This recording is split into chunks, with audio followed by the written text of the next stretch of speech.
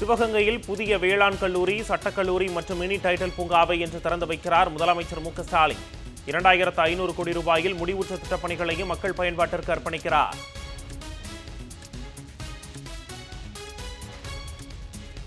நான்கு 4,25,000 பேர் எழுதிய ஆசிரியர் தகுதி தேர்வு முடிவுகள் வெளியீடு.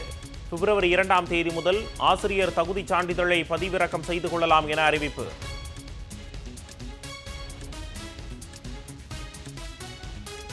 நாடாளுமன்றத்தில் நாளை தாக்கல் செய்யப்படுகிறது ஒன்றிய நிதிநிலை அறிக்கை. இந்திய வரலாற்றில் முதல் முறையாக ஞாயிற்றுக்கிழமை நிதிநிலை அறிக்கை தாக்கல்.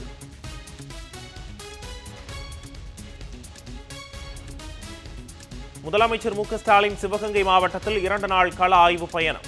சிராவயலில் மகாத்மா காந்தி ஜீவா சந்திப்பின் நினைவாக அமைக்கப்பட்டுள்ள நினைவரங்கம், திருவுருவச் சிலைகளை திறந்து வைத்து மரியாதை. சென்னை கன்னிமாரா நூலக வளாகத்தில் கால்மார்க்ஸ் சிலையை வரும் 6ஆம் தேதி திறந்து வைக்க உள்ளதாக அறிவிப்பு.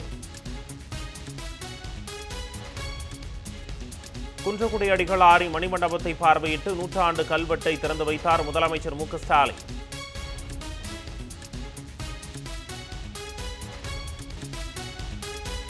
காரைக்குடியில் அமைக்கப்பட்டுள்ள வீறு கவியரசர் முடியரசனார் திருவுருவச் சிலையையும் திறந்து வைத்து மரியாதை.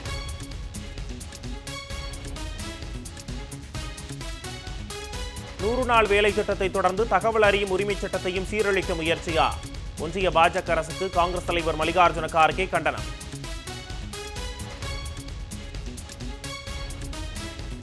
சென்னையில் நீக்கப்பட்ட வாக்காளர்களில் 9 லட்சம் பேர் மீண்டும் சேர்க்கப்பட வாய்ப்பு. தேர்தல் அதிகாரிகள் தகவல்.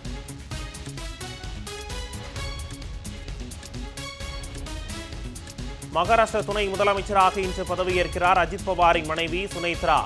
கலால் மற்றும் விளையாட்டு மேம்பாட்டுத்துறை ஒதுக்கப்படலாம் என தகவல்.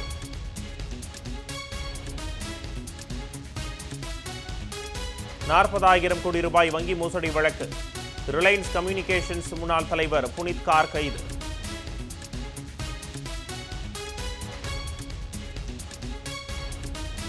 இரண்டு ஆண்டுகளுக்கு பிறகு நாளை முதல் திறக்கப்படுகிறது ரஃபா எல்லை. நிவாரணம், சரக்கு போக்குவரத்திற்கு அனுமதி இல்லை என இஸ்ரேல் அறிவிப்பு.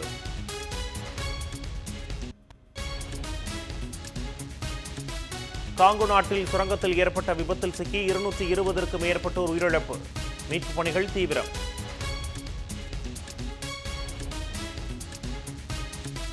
இந்தியா நியூசிலாந்து இடையே திருவனந்தபுரத்தில் இன்று நடைபெறுகிறது கடைசி T20 போட்டி.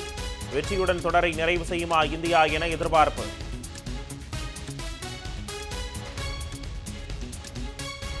ஆஸ்திரேலிய ஓபன் டென்னிஸ் தொடரில் இன்று மகளிர் ஒற்றையர் பிரிவு இறுதிப் போட்டி. 5வது கிராண்ட்ஸ்லாம் பட்டம் வெல்வாரா அரினா சபலன்கா? முதல் ஆஸ்திரேலிய ஓபனை கைப்பற்ற தீவிரம் காட்டும் ரெபெக்கா.